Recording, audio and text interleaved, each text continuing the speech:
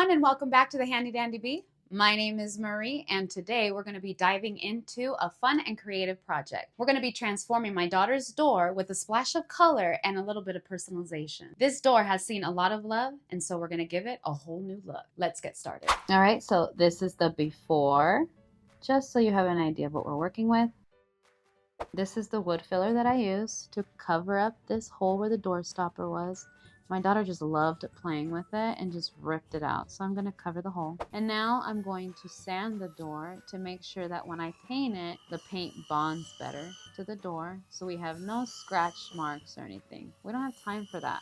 After working so hard on this door, I would be kind of upset if we had some little scuff marks on that door. Alright, so I used a fine grit and I just went and sanded the whole door.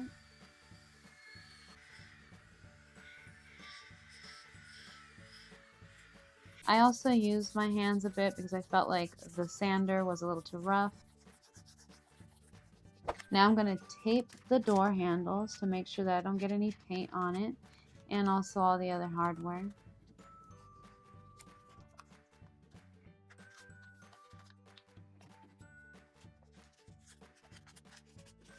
Cover that up. Protect it. Alright, next, let me mix up the paint before I start painting it up. Alright, now let's open it up and let's reveal the color. It's so pretty. I'm going to use my brush to put the first coat on.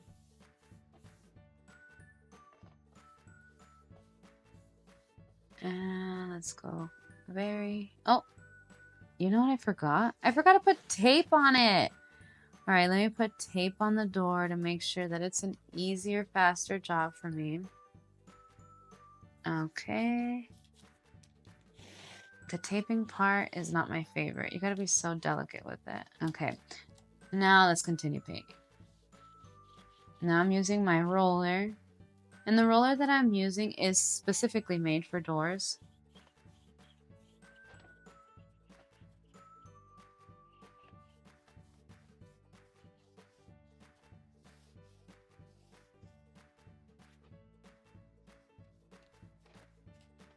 You know what else I had forgotten? To tape the other part of the door, so I had to do that as well.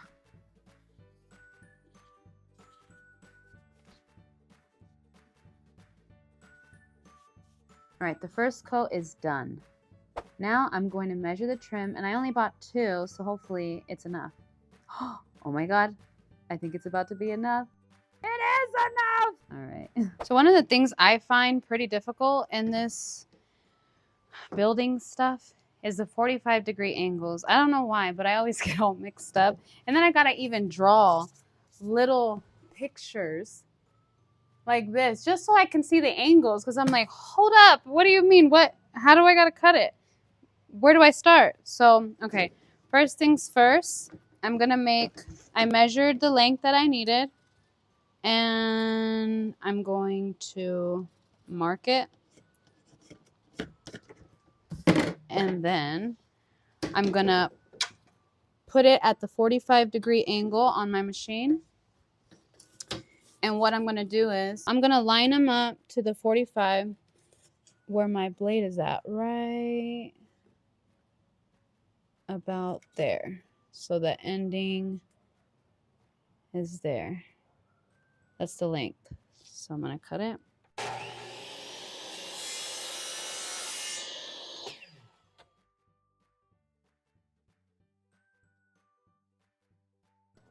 That's it. Now I'm going to do the opposite side. Again, set it up at the 45-degree angle. I need the length of this, so I'm going to cut it at this corner and then in a diagonal at the 45-degree angle.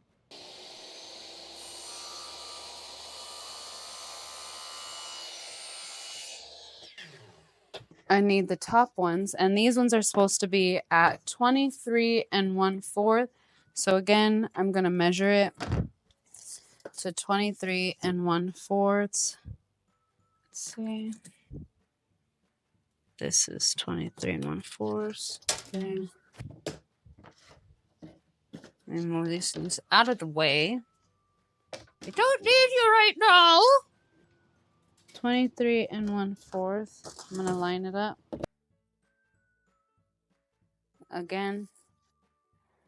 All right. Is it this way? So I gotta do it the other way. 45. Right there.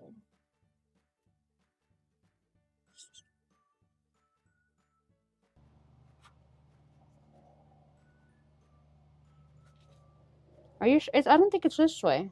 Is it? It's not this way. No. It's the other way. You see what I'm saying? That's so confusing. Why do I get so confused? I don't know. But I do. And I'm not ashamed.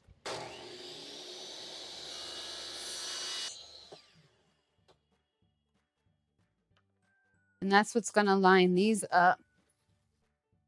When I put them on the door, it's going to be like that. And like that. See? That's how it's going to look. Now I got to do one more. And it's the same as that? And it's the same. All right. So you get it? Okay. Okay, now it's time to sand the trim. I'm going to sand it. I'm going to put a stain on it because I think it would be cool to have like a border around the chalkboard that I'm going to make.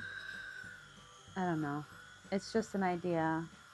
I'm not 100% sure, but we'll see. So just keep sanding it. And this one also is like a fine grip.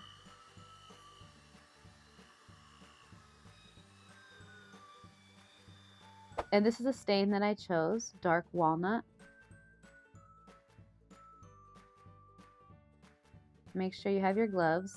You don't want that stuff on your hands. And just do a thin layer coat.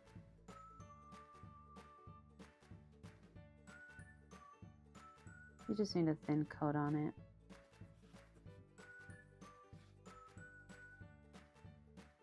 I don't know why, but I think this is so satisfying. The staining of the wood looks so nice. Look at that color.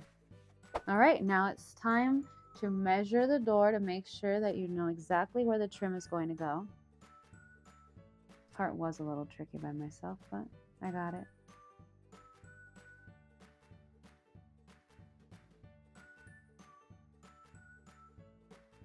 All right, now it's time to put on the trim. All right, look at this. And I did mark it earlier when I measured it. I'm going to use my leveler to make sure that it's completely straight and use my nail gun to put the trim onto the door. Again, level it. I'm aligning the corners, the 45-degree corners.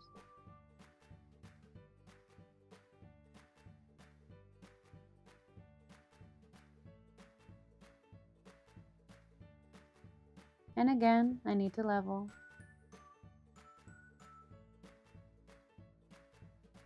And let me add the last part, the top.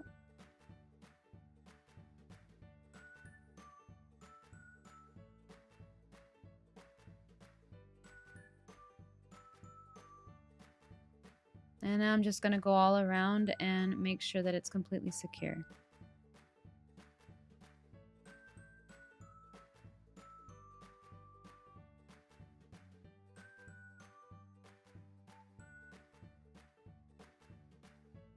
I put the trim on, but I really don't like it. I don't like it with the brown.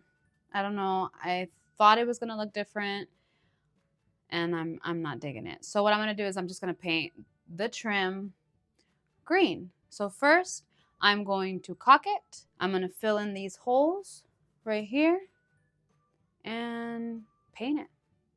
So let's do it. So let me fill these holes. And again, with the same wood filler that I used earlier.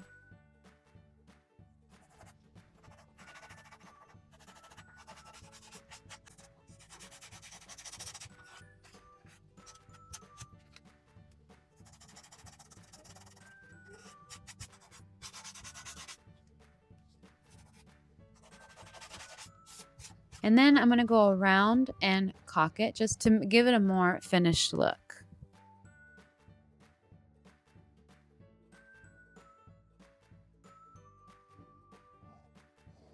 And here it is with the caulk and the wood fillers. It's all covered up. There it is.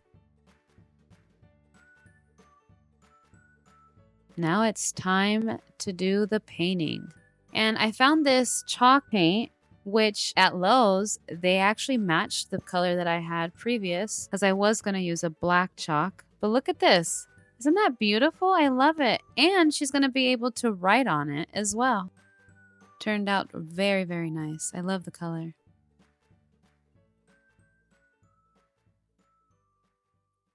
And that's it. The door is all set. And now my daughter can get as creative as she wants without me having to stress out. If you enjoyed this video, don't forget to hit that subscribe button and stay tuned for more DIY projects. Thanks for watching and happy DIYing.